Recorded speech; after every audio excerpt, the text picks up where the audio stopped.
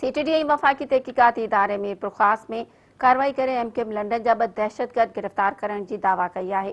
DIG CTD उमर शाहिद हामिद पंहिंजे office में press conference कंदे चयो त गिरफ़्तार दहशतगर्दनि जी सुञाणप वजीही ऐं अब्दुल नईम जे नालनि सां थी आहे ऐं ॿिन्ही दहशतगर्दनि जो तालुक़ एमक्यूएम लंडन सां आहे ऐं हू इंडिया मां तरबियत हासिल कयल आहिनि। उमर शाहिद मूजिब गिरफ़्तार जवाबदारनि जे कब्ज़े मां anti aircraft gun 131 round 3 rifle hand grenade Evin गोला ऐं पिस्टल हथिया आहिनि।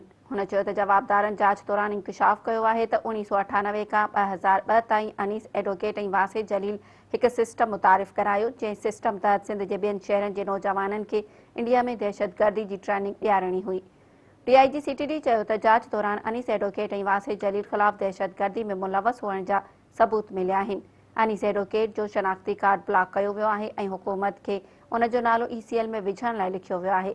हुन जो चवणु हो त वासिद जलील अमरीका में राहिश पज़ीर आहे। उन जी गिरफ़्तारी लाइ इंटरपोल खे लिखियो पियो वञे।